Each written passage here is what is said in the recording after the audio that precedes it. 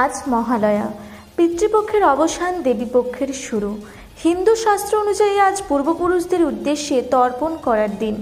তর্পণ শব্দটির উৎপত্তি হয়েছে সংস্কৃত শব্দ তৃপ থেকে, যার অর্থ সন্তুষ্ট করা। হিন্দু ধর্মমতে দেবতা, ঋষি ও মৃত পূর্বপুরুষদের উদ্দেশ্যে তিল জল প্রদান করে তাদের সন্তুষ্ট করার পদ্ধতিকে তর্পণ বলা হয়। বংশের যে সমস্ত পূর্বপুরুষেরা পরলোক গমন করেছেন তাদের উদ্দেশ্যে সাধারণত পুত্র সন্তানেরা পিতৃতর্পণ করে থাকেন।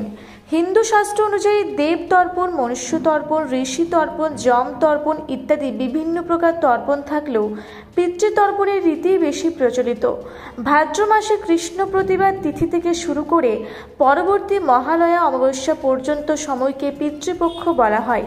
পুরাণ মতে এই 15 দিন প্রয়াত পূর্বপুরুষেরা মনুষ্যলোকের খুব কাছাকাছি চলে আসেন, তাই এই সময় তাদের উদ্দেশ্যে কিছু তর্পণ করা হলে তা সহজেই তাদের কাছে পৌঁছায়। তাই গোটা পক্ষ কাল ধরে পিতৃপুরুষদের স্মরণ ও মননের মাধ্যমে তর্পণ করা হয়, যার চূড়ান্ত প্রকাশ বা মহালগ্ন হল মহালয়া, পিতৃপক্ষের শেষ দিন। প্রয়াত পূর্বপুরুষেরা তাদের বংশধরদের হাত থেকে জল পেয়ে তারা তৃপ্ত হন এবং আশীর্বাদ করেন।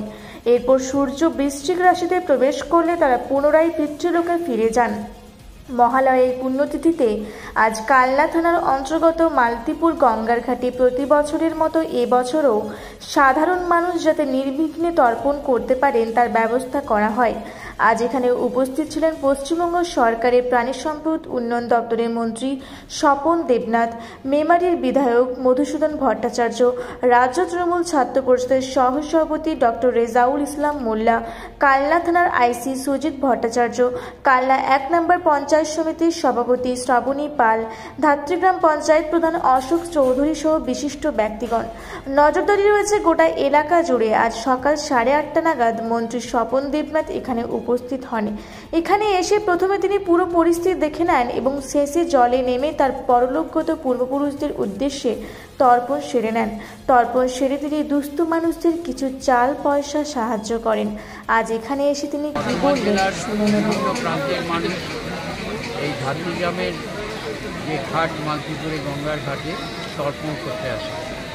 আমরা তৃণমূল কংগ্রেসের পক্ষ থেকে প্রতি বছর এই মহালয়ার দিনে বর্ধমান জেলার মানুষকে মুখ্যমন্ত্রী মমতা বন্দ্যোপাধ্যায়ের পক্ষ থেকে, অভিষেক বন্দ্যোপাধ্যায়ের পক্ষ থেকে মানুষকে আমরা যারা এখানে তর্পণ করতে আসছেন তাদের আমরা শারদীয়ার শুভেচ্ছা, প্রণাম, শ্রদ্ধা সবাইকে আমরা জানাই।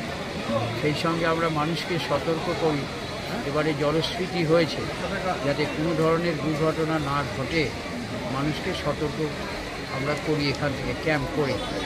এবং সেই সঙ্গে আমরা সবাই থাকি। আমাদের পঞ্চায়েত সমিতির সভাপতি শ্রাবণী এসেছেন, চঞ্চল সিংহ রায় কর্মাধ্যক্ষ, বিমল প্রধান, অশোক উপপ্রধান, সৌমিত্রবাবু, প্রমীলা প্রধান, সবাই আমরা এখানে কিন্তু সকাল থেকে। নিরাপত্তার কোনো বাহিনী?